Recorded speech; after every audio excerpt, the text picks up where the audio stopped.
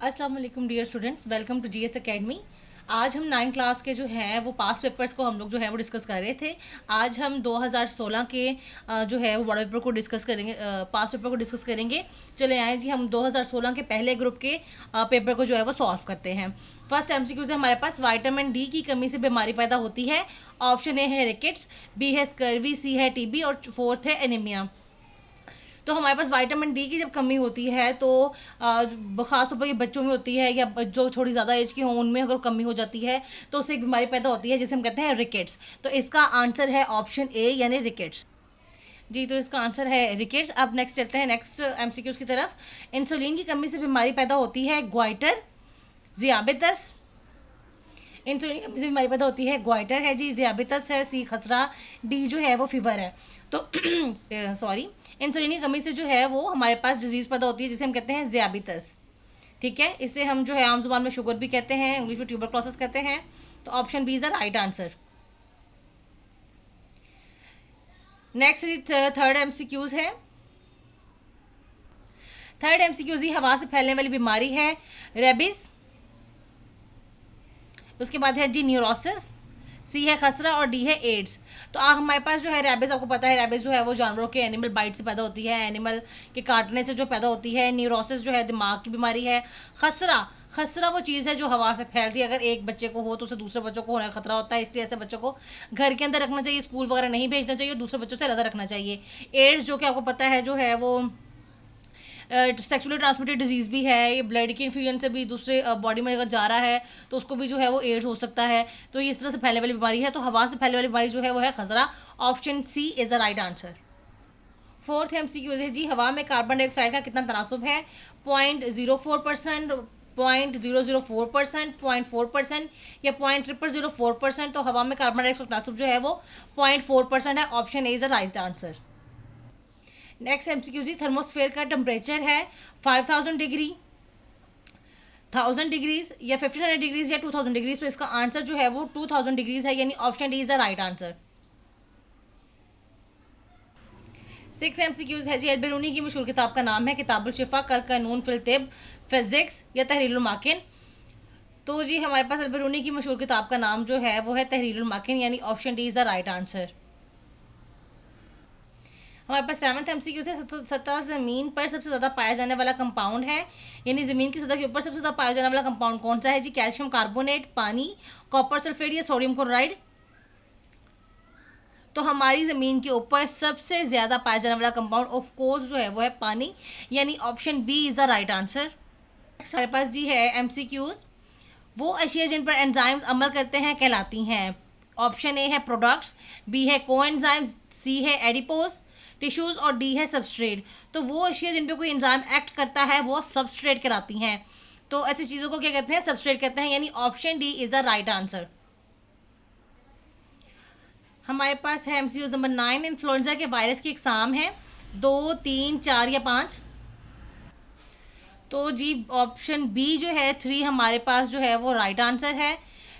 Influenza के virus का नाम, इन्फ्लुएंजा हम आम जुबान में इसको फ्लू कहते हैं। ठीक है, तो ये फ्लू की जो है वो 3 टाइप्स के वायरसेस होते हैं, वायरस की इकसाम होती हैं। एमसीक्यूज नंबर 10 है, विरासती बीमारी का नाम है डेंगू फीवर, बी है हैजा, सी है हेमोफीलिया, डी है मलेरिया। तो डेंगू फीवर आपको पता मच्छर के काटने से होता है, तो मच्छर जो है वो विरासती तौर पर काट नहीं सकता, तो ये ऑप्शन बिल्कुल गलत होगी। हैज़ा भी नहीं हो सकता क्योंकि हैज़ा आपको पता है कि कंटामिनेटेड फूड, खासतौर पर मिल्क वगैरह जो है या इस तरह की चीज़ यूज़ करने से जो है वो हैज़ा होता है।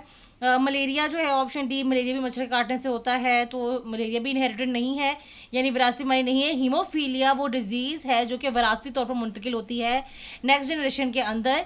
खून की क्लोटिंग ना होना, खून जो है वो पतला होना, ये सारी कंडीशन जो है वो हीमोफीलिया के अंदर आते हैं। खून की बज़ाहिर कमी हो जाना जो है वो हीमोफीलिया है। तो option C is the right answer. 11th MCQs है हमारे पास, एम्फीसीमा किसकी बीमारी है? तो ऑप्शन ए गुर्दों की, बी है जिगर की, सी है आंखों की, डी है फेफड़ों की। तो एम्फीसीमा इसमें जो है वो एलोवेलाई आ जाती है, फेफड़ों की रास्ते में जो है वो रुकावट आ जाती है, तो उसको जो है हम कहते हैं एम्फीसीमा, फेफड़ों के अंदर। तो ये किसकी बीमारी हुई? डी ऑप्शन है जी फेफड़ों की। 12th MCQs है जी, जानवरों के मुताले को कहते हैं। आप लोग स्टेटमेंट जो है वो गौर से पढ़ा करें। जानवरों के मुताले को पूछा जा रहा है, जानदारों के नहीं। तो आपने जानवरों के मुताले को बताना है क्या कहते हैं। तो ऑप्शन ए है बॉटनी, बी है जोलॉजी, सी है मॉर्फोलॉजी और डी है फिजियोलॉजी। तो जानवरों के मुताले को, जिसमें हम जानवरों के बारे में पढ़ते हैं, उनके स्ट्रक्चर्स को, उनकी साख को जानते हैं, उसको हम जोलॉजी कहते हैं। जू से वर्ड अखज़ किया गया है जूलॉजी यानी जोलॉजी। तो ये इसमें हम जो है वो जानवरों का मुताला करते हैं। तो option B is the right answer. 13 MCQs है जी, ओजोन गैस की तह की तबाही की बड़ी वजह है। कौन कौन सी ओजोन गैस जो है वो आपको पता है, प्रोटेक्टिव लेयर है ज़मीन और जो है वो स्पेस के बीच में। अब उनके दौरान अगर सूरज के बीच में आने वाली जो है वो यूवी रेडिएशंस को ज़मीन तक पहुंचने से, बराह रास्त पहुंचने से रोकती है। अब जो कि हम जो है वो फ्रिज के निकलने वाले धुएं, उनमें से जो केमिकल निकल रहे हैं, केमिकल फैक्ट्री से खारिज होने वाले धुएं, वो ऐसा जो ओजोन लेयर की डिप्लेशन का यानी उसकी कमी का जो है वो सबब बन रहा है, उसके टूटने का। तो ओजोन गैस की तह की तबाही की बड़ी वजह क्या है। अब ओजोन गैस की तबाही की वजह पूछ रहे हैं, वो उनके MCQs जो है वो ऑप्शन में दिया उन्होंने। क्लोरोफ्लोरोकार्बन है, बी है कार्बन डाइऑक्साइड, सी है सल्फर डाइऑक्साइड और डी है कार्बन मोनोऑक्साइड। तो जी ओजोन गैस की तबाही की सबसे बड़ी वजह जो है वो हमारे पास है क्लोरोफ्लोरोकार्बन, यानी option A is the right answer. Chlorofluorocarbon जो हैं वो क्या करते हैं जी, ये हमारे जो स्प्रे के डब्बों हैं उनसे निकलने वाला जो है वो मवाद, उसके बाद फ्रिज से खारिज होने वाला धुआं, AC से निकलने वाले फ्यूम्स, तो ये सारी जो है चीज़ें वो क्लोरोफ्लोरोकार्बन जो है उनके अंदर ऐड होता है।